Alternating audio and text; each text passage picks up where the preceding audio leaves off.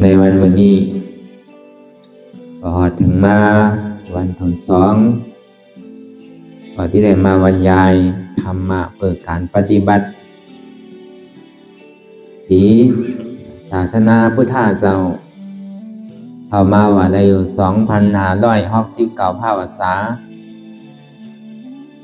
หีลายสังฆะสุรสักราจาว่าได้1,388 ตัวเดือน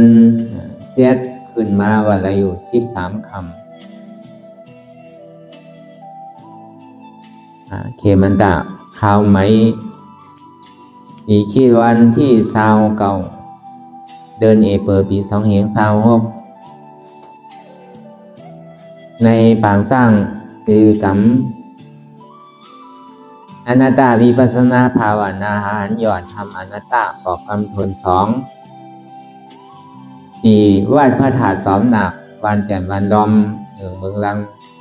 นครเมืองเชียงตุงเมืองไตปอดอกคงนี่ก็เป็นตอนการเปลี่ยนเฮาที่ได้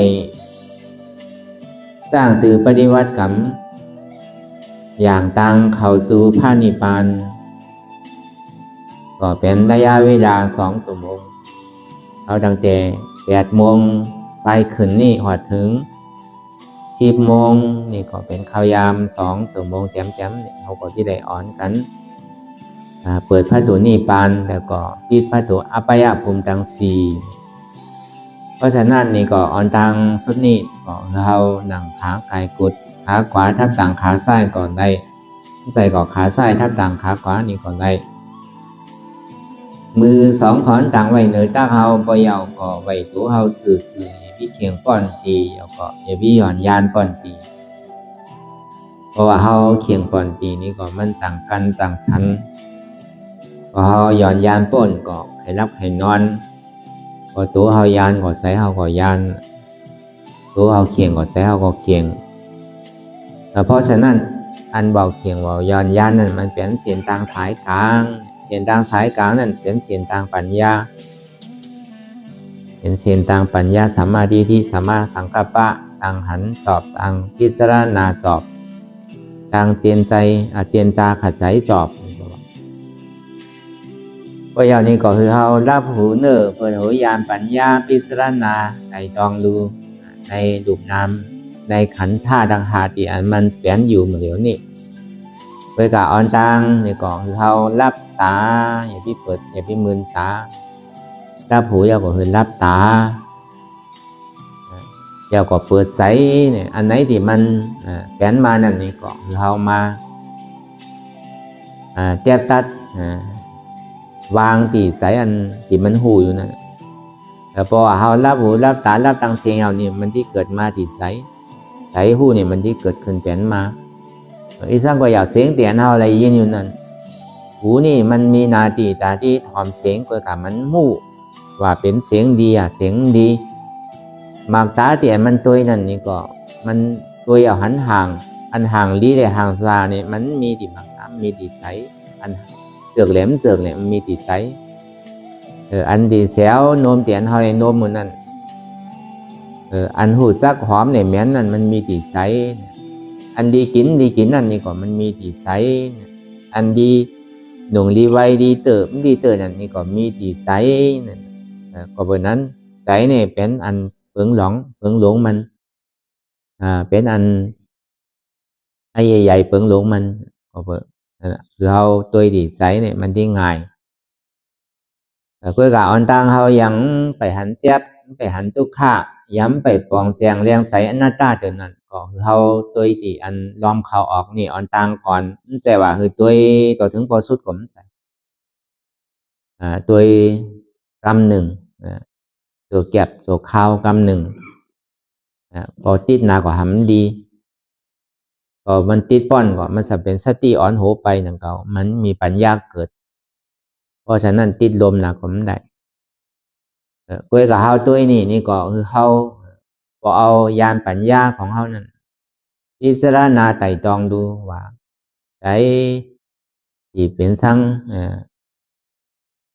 พอเบอเฮามีต่างหันพิษแล้วก็ต่างพิจารณาพิษว่า เป็นของเฮาเนี่ยตัวเฮาเนี่ยเฮายืมว่ามันเป็นของเฮาตั้งแต่อันเฮาหูกรรมมาต่อถึงเมื่อเหลียวเฮาก็ยืมว่ามันเป็นของเฮาถ้าว่ามันเป็นของเฮาเจเฮาว่าเอาตานเนื้อตัวตังดอกตัวก่อนเฮาว่าอย่าไปว่าตานในตานเนื้อเฮาตัวกว่าตัวออกไปตังดอกปีป่นเหลินป่นวันมาต่อถึงเมื่อเหลียวเนี่ยอายุอาศักเฮาก็นำมาต่อถึงเมื่อเหลียวก่อนไหนก็นั่นก็50 60เดือดูอีหยังก็มันเหมือนเก่าต่างหลังป่นมานั่นอย่าพี่มันเท่ามันก็เท่าเมากูมือกูวันอย่าพี่มันเปลี่ยนต่างเจ็บต่างใหม่นี่ก็เปลี่ยนมากูมือกูวันแต่ว่าอายุอาศักเฮาเท่ามาเนี่ยยอการนั้นสำที่หายจอมเท่าผมใจเฮาเท่าเฮาแก่มาก็ตั้งเปลี่ยนก่อนน้ำมาจอมมันเหมือนเก่าวันนั้นก่อนมาก็มันเป็นตีอันดีดูดีตัวจังว่ามันหลองอยู่ติ๊กๆเนี่ยมันแหลมอยู่ติ๊กๆเหมือนดังเดินตัวขันท่าดังหาวนั่นนี่ก็เหมือนดังเดินดองเหมือนดังเดินดองไหลเข้าสู่เดินลับอันเอามาแฮ็ดสร้างตือปฏิวัติกันนั่นเหมือนดังเดินใหม่ขึ้นสู่หาเดินมนแล้วก็อย่างมันปฏิมนติมไหลหลองติมไหลลับดังนั้นนี่ก็อันนี้ก็เฮาไหลมาขัดใจกันนี่แหละเหมือนเฮาคัดใจคืนก็คืนกว่าตังน้ำปอกคืนตังหลังอันปอกคืนตังหลังนั่นปองว่าลองอันไปดังนั้นนั่นปองว่าคืนอันเฮามาไปเฮาว่าคืนสร้างอันว่าเมียวมันคืนสร้างมันเปิ่นไก่บากำเมื่อก่อนเนี่ยเฮ็ดซื้อก็ตึกมันเมียวคืนสร้างเอามันจังเฮ็ดซื้อเนี่ยเหมือนไก่บาสิอันนี้เฮาซ้ำหนังคือแหละมันที่คืนสร้างหนังคือแหละที่เป็นเดินคืนนั่นนี่ก็เฮาก็จังที่ไรมาจังตืออันเฮามันไปยามผู้ยามหันอันเฮามันไปยามออดยามเยินนี่ก็เฮาก็พึกอ้อนพึกเยินอย่าพี่โกนั่นอันเฮายามโกนั่นก็พึกอย่าพี่โกนั่นจังว่าพอเฮาไปเฮ็ดการเมื่อการทุจริตการลิ้มงามนั่นเนี่ยมันดีโกเฮ็ดการสร้างก็ยาวเพราะว่ามันใจเมียวอันดีนั่นเฮาก็ตัวนี้โกอยู่นั่นเก่าเหมือนดังเอาตัวใส่เบิ่นท้ายซะนี่อันเฮาไหลย้อนศีลขามศีลไปมันใจว่าศีล8ศีล9ศีล10ศีล5ศีลแก่พอมันมีก็บ่แคมอันเฮาเอาตัวใส่เบิ่นท้ายซะนั่นอันเฮาที่ไปเอาตัวใส่เบิ่นท้ายนั่นตั้งแต่หมดปกมองแมงต่อถึงตัวสร้างตัวอยู่ในน้ำในดินเนี่ยสร้างตัวอยู่วินเหนืออากาศนั่นเนี่ยสร้างอันนั้นปองว่าเพราะว่าเฮาที่เอาอาศักสายใจเบิ่นท้ายนั่นนี่ก็อันนั้นรู้ลีโกมันถูกรีแฮดนั่นอันนั้นมันใจเมียวรีแฮดเนี่ยเมียวเขาที่ไปหลักไปเหลือเป็นก็เหมือนกันนั่นก็มันถูกรีแฮดเนี่ยเปิดมาหลักเขาก็มันรีเขาไปหลักเป็นก็มันดีเขาไปอยากเกาผัวเกาเมียเป็นก็เหมือนสึกเขาเปิดสมัยอยากเกาผัวเกาเมียเกาลูกเกาหลานเขานี่ก็เขาก็มันสึกเป็นว่ากำแปดกำแหลนเขาเหือพอได้รู้ได้ซุ่มก็เปิดมันนี่ก็เขาก็มันสึกเปิดมาแปดเขาก็มันสึกแปดเปิดก็มันสึกเหมือนกัน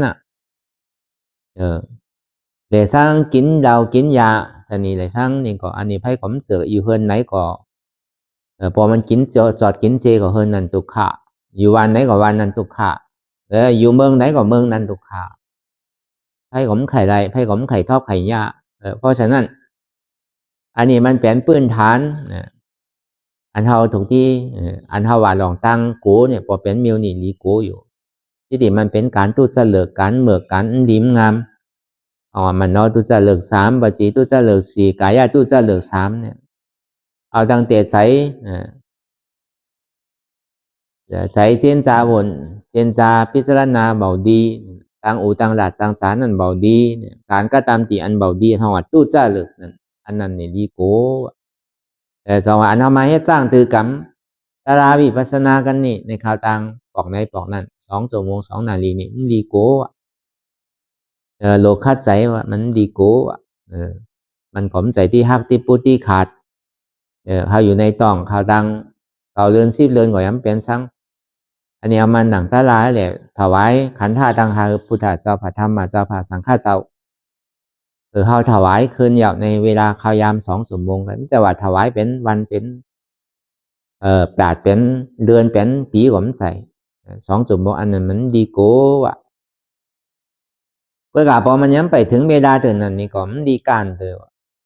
อันเฮาจังตือปฏิวัติกันนั่นหนังรับตาเนื้อเปิดตายามปิ่นยา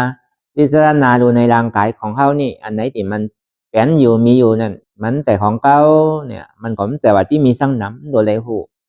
โดยไรมียานปัญญาสังน้ำเตะเนี่ยมันปอเกิดขึ้นแปลนมานั่นก็มันก็ที่เจ็บที่ก้นที่ขึ้นที่เหมยที่แกนปอเป็ดแปลนมานั่นนี่ก็เมื่อกูบอกว่ามันเจ็บก้อนขึ้นมาเฮาก็สัมผืนไปผืนมาหนึ่งไปหนึ่งมาใครลุกก็ลุกใครยางก็ยางสนิเฮายามแปลนสินั้นมาอันนี้พอเฮามาจังปฏิวัติกันยาวเนี่ยในระยะเวลา2 ชั่วโมงนี่แปลนคือก็แปลนที่ได้ออดเอาที่ได้เยือนเอาความตายห้องที่ได้เยือนเอาเนี่ยความขึ้นในห้องที่ได้ออดเอาเนี่ยที่ได้ทนเอาออดเอาเนี่ยในระยะเวลา2 ชั่วโมงนี่จังว่าอย่าพิการเนี่ยเฮาไปเฮ็ดไถเฮ็ดสวนเฮ็ดนาเฮ็ดตังกาตังขายเฮาย้ำกันอันเฮามาหนังตลาดเนี่ยเฮาโดนเลยซอบน้ำกำน้ำต่อให้เฮาโดนใจหวาใจแฮงเฮามันได้ไปตากแดดตากฝนก็มันใส่เฮาหนังเซหนังสบายอยู่ในวิหารนี่อีสังปอเกิดขึ้นเปลี่ยนมาก็เอาเข้ามาในคือมันแจ๊บออกแจ๊บใสมันใสอันไหนที่มันปลอมมานั่นนี่ก็เฮาก็มันใส่ของเฮารู้นี่อนัตตาอันว่านี่บ่ใส่ของเรานั่นวนลองสังก็ยาว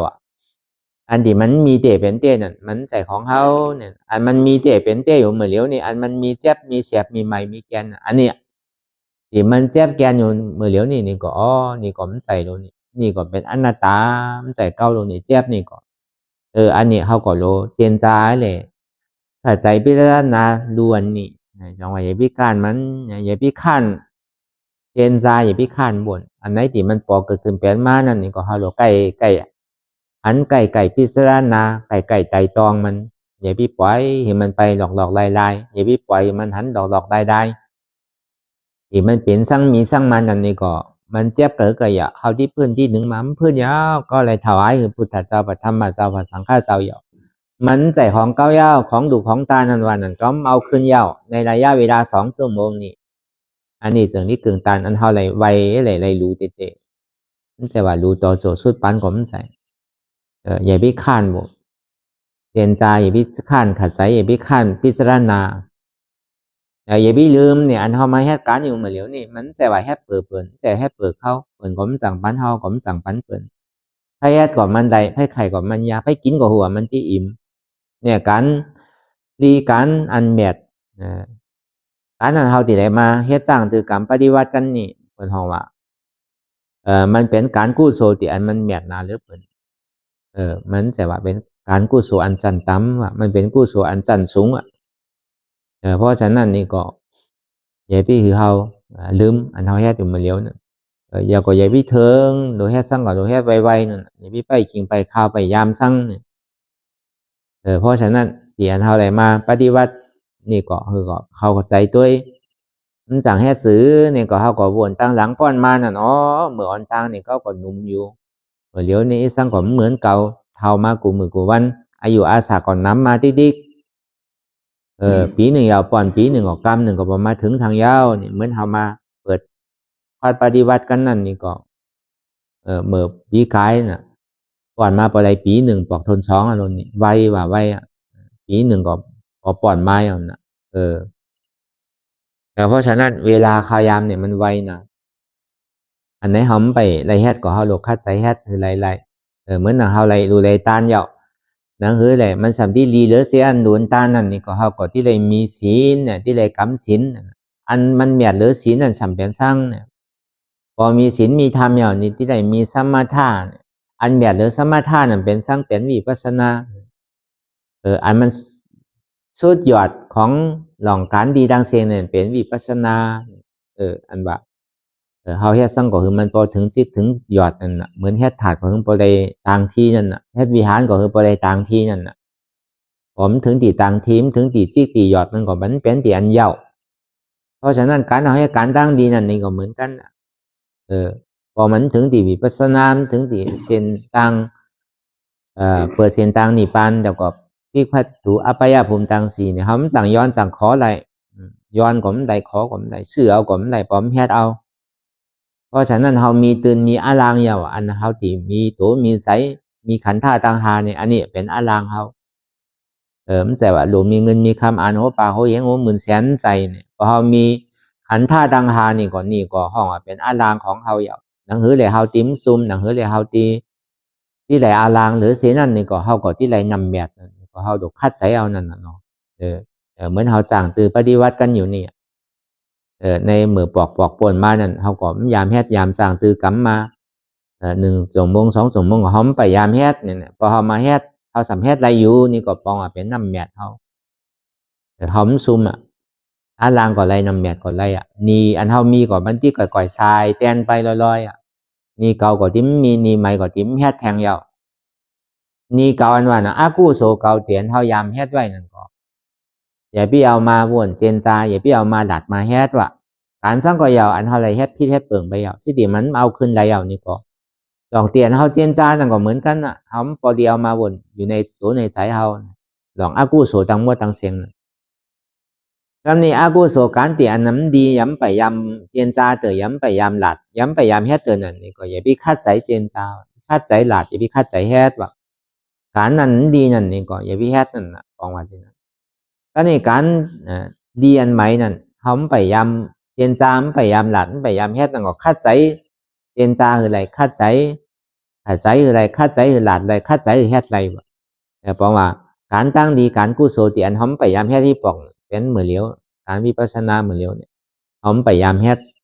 พอเขายามแฮดยามจ้างตื้อกำมานี่ก็เขาก็ไปจอมพระพุทธเจ้าไปจอมพระอรหันตาเขาเจ้าไปจอมพระอริยปุกราเขาเจ้าหมดเพราะว่าเขาก็ไม่เปลี่ยนไปยามแฮดเขาก็ยังตึกข้างคำไว้อยู่ทีนี้อันนั้นปองว่าการนั้นเขาไปยามแฮดมันคัดใจแฮดถึงมันใดวะก็ในการตั้งดีเดียนเขาเลยยามแฮดไว้นั่นนี่ก็คือไปปาไว้ในตัวในใจเขาเสียๆวะเขาก็เลยแฮดอยู่การตั้งดีอีกหนึ่งก่อนน้ำก็เกเขาก็ยามแฮดอยู่แค่เนื้อเขาที่ไปคุกใจอะไรการอันดีเตียนเขาเลยแฮดนั่นก็คือพออะไรคุกใจอะไรการตั้งดีเตียนเขายามแฮดไว้วะเพราะฉะนั้นนี่ก็อันเขาพิจารณาไต่ตองดูในหยกนามขันหาของเขานี่ดีเตก็อันติว่ามาตั้งเซงนั่นคือเขาพอได้เอาตาเนื้อตัวอันไหนก็มันเจงมันเหมือนเก่าตัวเขาก็ย้ำมันเจงมีหูก็ก่อยๆโนกมามีตาก่อยๆโมมามีเขียวก่อยๆวางมามีเนื้อมีหนังนี่ก็ก่อยๆเหี่ยวมามันเหมือนเก่าซึ่งก็มันเปิ่งมากูมือกูวันเป็นห้องวันลองเกิงไปหาตังเท่ากูมือกูวันป่อนวันก็เท่าวันป่อนปาดก็เท่าปาดป่อนเดินก็เท่าเดินป่อนปีก็เท่าปีที่ซึ่งก็มันเหมือนเก่า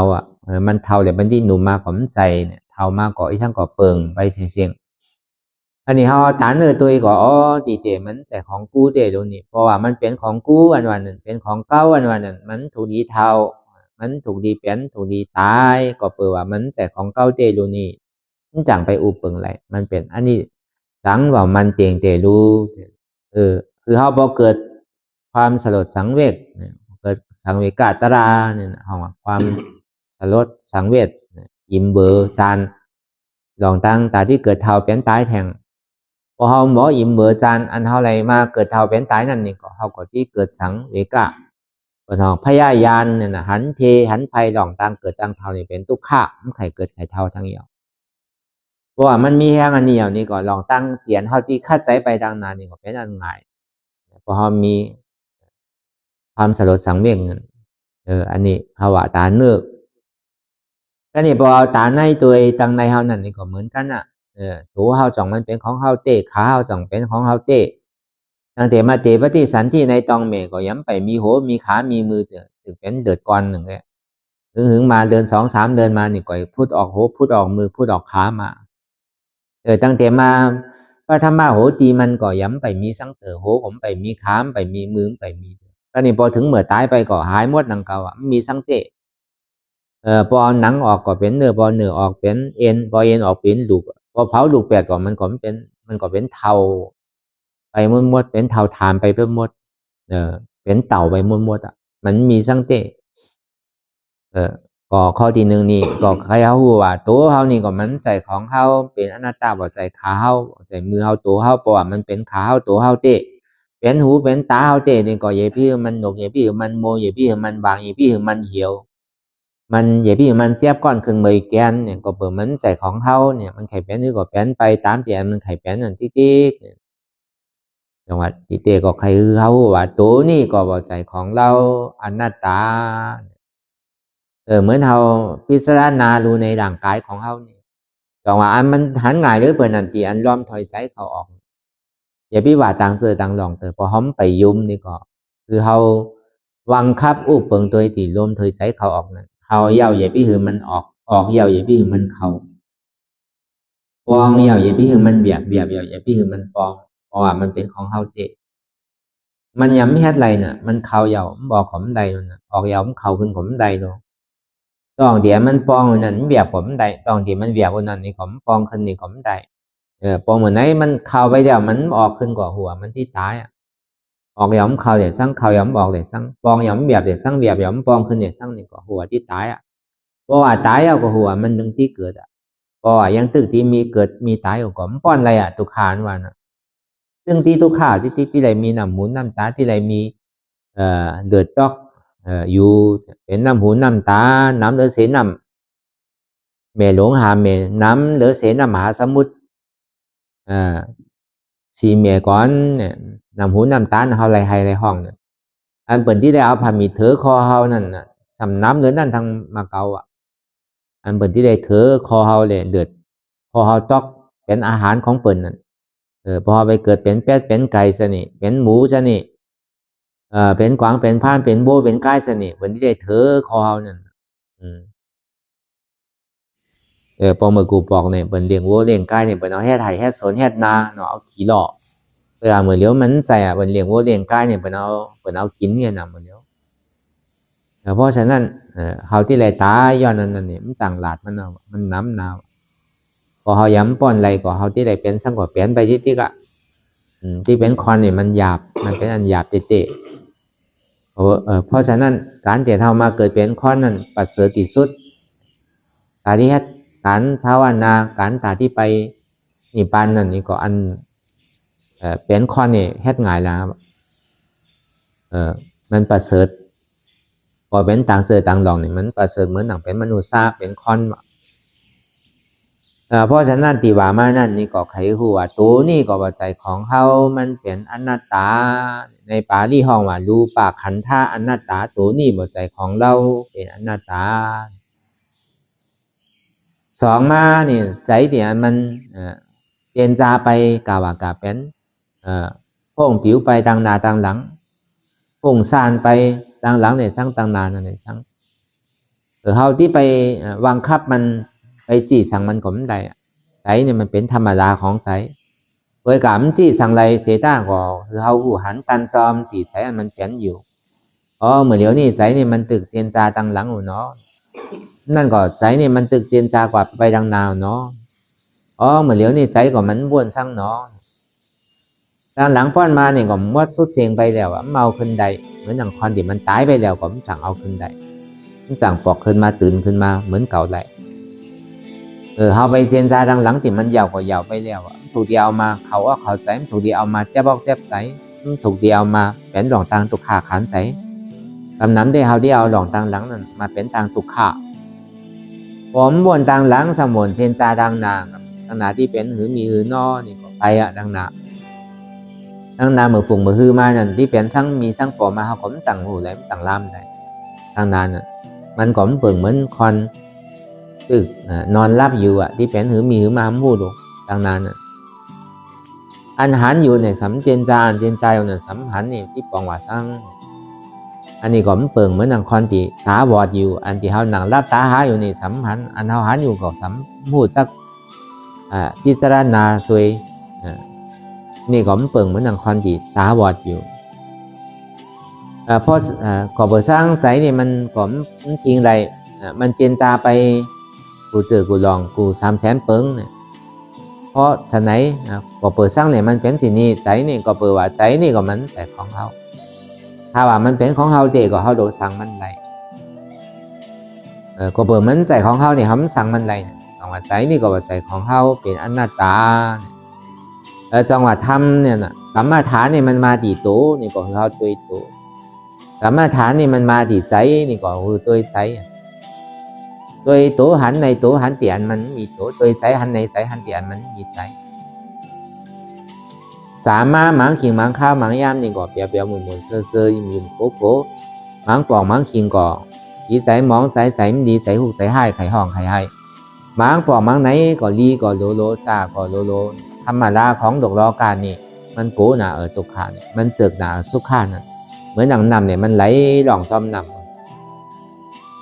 อันธรรมดาของดอกล้อการนั่นทุกขามันปอมากเกิดก็ยาวอย่าพิโก้มันสุขามันปอมากเกิดก็ยาวอย่าพิเนี่ยจนเกิดอุเบกขาปอมากเกิดก็ยาวอย่าพิขาดทำมีหันทุกขาทำใส่หัวทุกขาเป็นอนัตตาทีเดียมันก็ใครหัวมาตีโตก็คือเขาส่วนว่ามันใจโตเก้าอนัตตามาตีใจก็คือส่วนใจว่ามันใจเก้าอนัตตามาตีเจ็บก็คือส่วนเจ็บนี่ก็บ่ใจเล่าอนัตตาจังหวะอันเฮาหนังรับตาเฮานี่คืออันเจ็บแกนตรงตอดเนี่ยสานไว้ความไตอันเจ็บแกนตรงตอดเนี่ยสานไว้ความไตนี่อันหูเจ็บแกนตรงตอดเนี่ยสานไว้ความไตนี่อันหาวันเจ็บแกนตรงตอดเนี่ยสานไว้ความไตนี่อันนี้ห้องว่ามันเป็นตัวทุกขาสัจจะที่มันหันอยู่หูอยู่มีอยู่สมุทัยเสจานั้นสัมพุทธก่อเกิดขึ้นเป็นมาเอามาเป็นเจ้าเป็นของก่อเจ็บแกนตรงตอดเนี่ยสานไว้ก่อเกิดขึ้นเป็นมานี่ก็ตัวสมุทัยเสจานั้นสัมยุมมาเป็นหูกูรูนี่เป็นขากูเป็นเอวกูเป็นต้องกูเป็นใจกูเป็นเจ็บกูรูนี่อันนี้มันเป็นเหตุทุกขาเอาสัมที่แล้วเหตุสุขานั่นก็แปดบ่ใจโหเราบ่ใจขาเราบ่ใจมือเราบ่ใจตัวเราบ่ใจใจเราบ่ใจเจ็บเรามันเป็นอนัตตาเอามากะสัจจานั่นก็แปดสมุทัยเสจาเอาอนัตตานั่นก็แปดอัตตาอัตตาว่าอยู่มามีตัวมีใจมีเจ็บอนัตตาสมว่ามีตัวว่ามีใจว่ามีเจ็บมันเป็นอนัตตาอันนี้ก็คือเขาพิจารณายาวๆข่าวยามหึงอย่าพิว่าไว้ป้อนอย่าพิว่าเทิงป้อนเตียนเฮาหันเนี่ยสร้างว่นเจนจานนั่นเนี่ยสร้างหึงพอเพียงกันไปว่นต่อถึงเจ็บนั่นพอสุดว่นต่อถึงทุกขานั่นพอสุดตาต่อถึงอัตตานั่นพอตกพุทธขาดไปอันไหนที่มันพุทธพอเกิดขึ้นเป็นมานั่นนี่ก็คือเฮาพอหมอว่นวางแก้ตัดเป็นอนัตตาไหล